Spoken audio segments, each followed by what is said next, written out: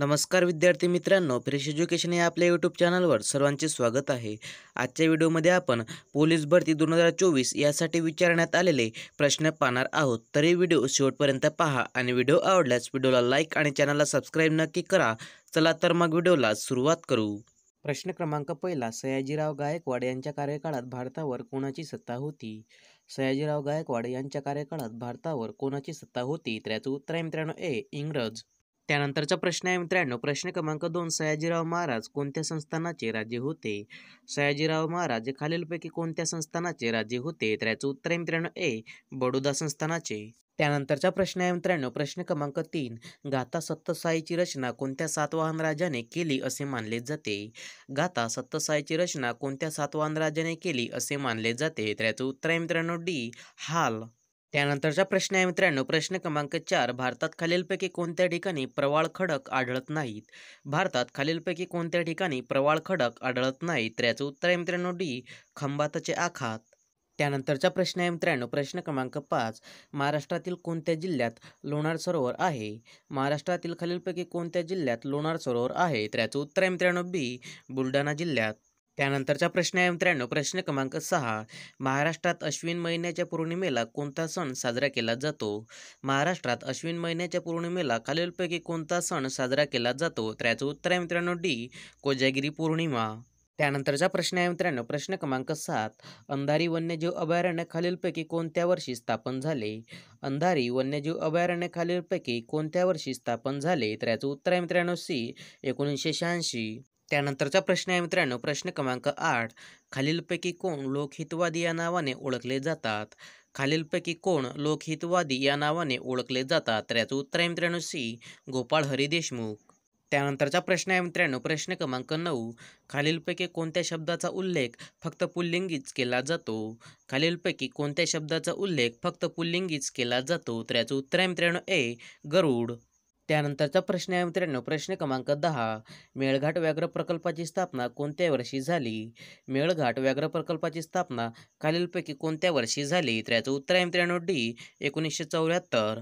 त्यानंतरचा प्रश्न आहे मित्रांनो, प्रश्न क्रमांक 11, 1924 मध्ये खालीलपैकी कोणी बहिष्कृत हितकारणी सभेचे नेतृत्व केले होते?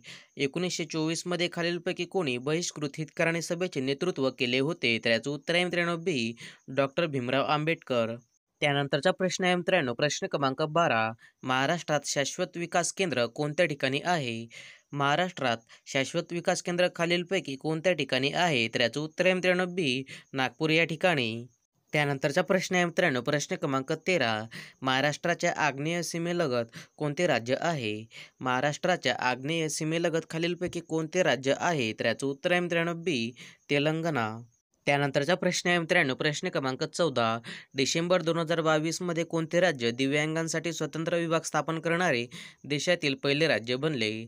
डिसेंबर 2022 मध्ये कोणते राज्य दिव्यांगांसाठी स्वतंत्र विभाग स्थापन करणारे देशातील पहिले राज्य बनले? तर याचं उत्तर आहे मित्रांनो डी. महाराष्ट्र.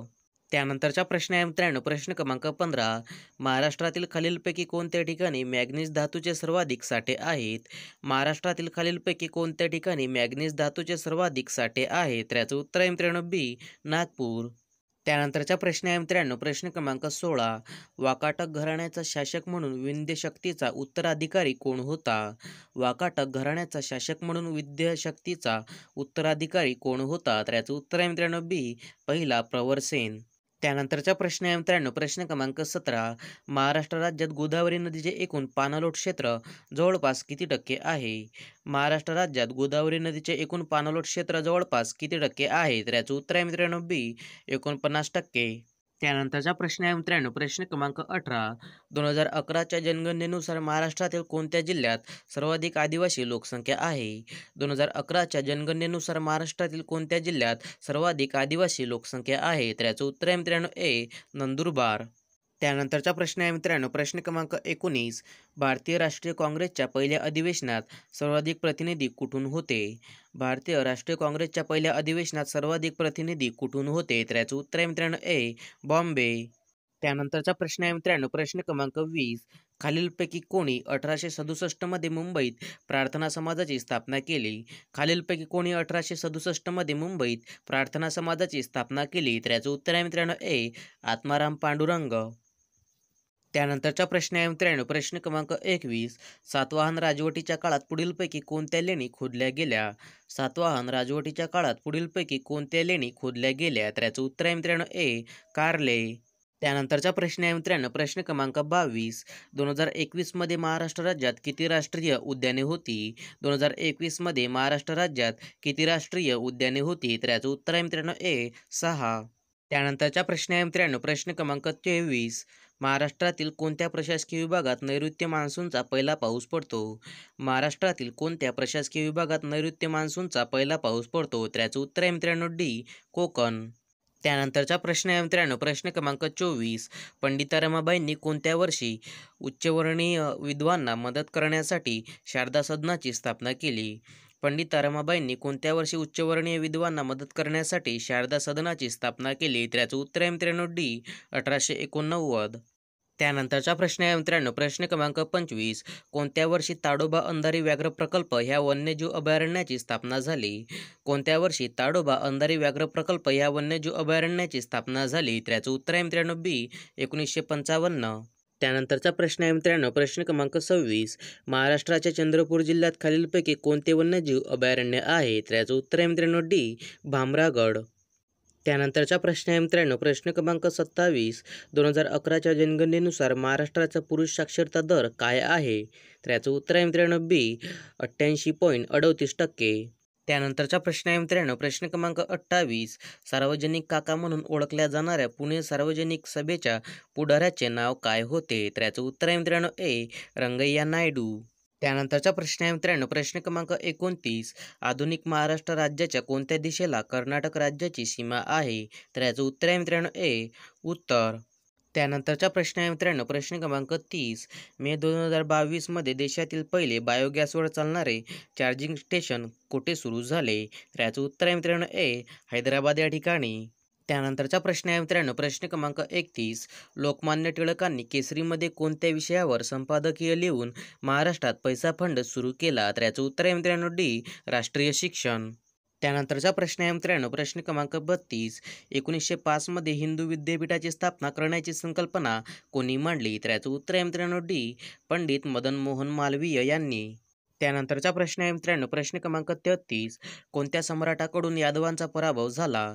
कोणत्या सम्राटाकडून यादवांचा पराभव झाला? तर याचं उत्तर आहे मित्रांनो ए. अजातशत्रू. त्यानंतरचा प्रश्न आहे मित्रांनो, प्रश्न क्रमांक 34. पश्चिमेकडील कोणती पर्वतरांग महाराष्ट्राला नैसर्गिक साधनसंपत्ती तसेच प्राकृतिक आधार पुरवते? तर याचं उत्तर आहे मित्रांनो ए. सह्याद्री. त्यानंतरचा प्रश्न आहे मित्रांनो, प्रश्न क्रमांक 35. महाराष्ट्रातील सर्व जिल्ह्यांपैकी कोणत्या जिल्ह्याचे क्षेत्रफळ सर्वात जास्त आहे? महाराष्ट्रातील सर्व जिल्ह्यांपैकी कोणत्या जिल्ह्याचे क्षेत्रफळ सर्वात जास्त आहे? तर याचं उत्तर आहे मित्रांनो डी. अहमदनगर. त्यानंतरचा प्रश्न आहे मित्रांनो, प्रश्न क्रमांक 36. पुराणानुसार दक्षिण भारतात साम्राज्य निर्माण करणारा पहिला दख्खनी राजवंश कोणता होता? तर याचं उत्तर आहे मित्रांनो डी. सातवाहन.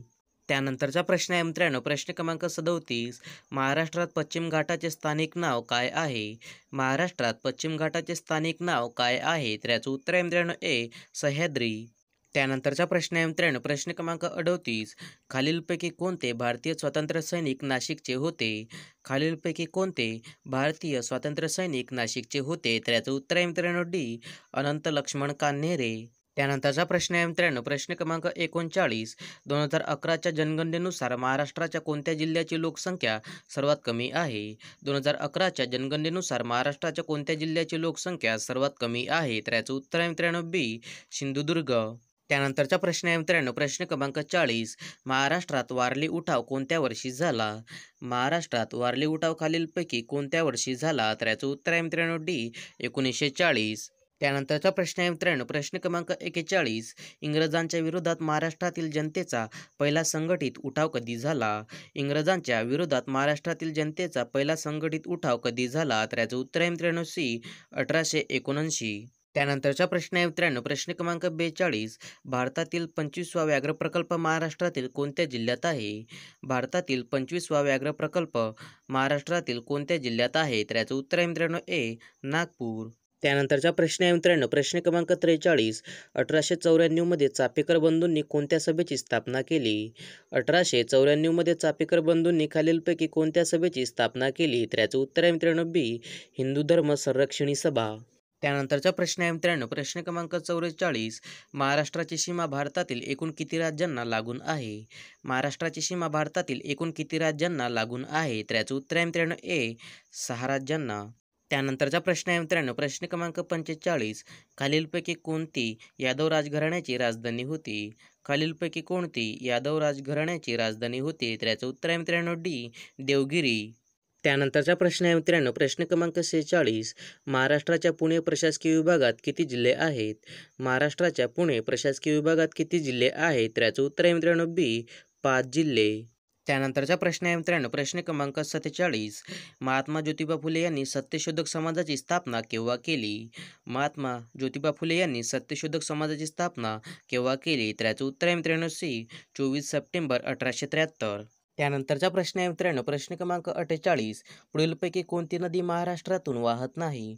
पुढीलपैकी कोणती नदी महाराष्ट्रातून वाहत नाही? तर याचं उत्तर आहे मित्रांनो डी, महानदी. त्यानंतरचा प्रश्न आहे मित्रांनो, प्रश्न क्रमांक 49. खालीलपैकी कोणत्या नदीचा उगम महाराष्ट्रात होत नाही? खालीलपैकी कोणत्या नदीचा उगम महाराष्ट्रात होत नाही? तर याचं उत्तर आहे मित्रांनो सी, बनास. त्यानंतरचा प्रश्न आहे मित्रांनो, प्रश्न क्रमांक 50. भारताच्या राज्यघटनेनुसार राज्य कार्यकारिणीचे विधितः अध्यक्ष कोण असतात? भारताच्या राज्यघटनेनुसार राज्य कार्यकारिणीचे विधितः अध्यक्ष कोण असतात? तर याचं उत्तर आहे मित्रांनो ए, राज्याचे राज्यपाल. यासाठी मित्रांनो अशाच प्रकारचे नवनवीन व्हिडिओ पाहण्यासाठी फ्रेश एज्युकेशन या चॅनलला सबस्क्राईब करा.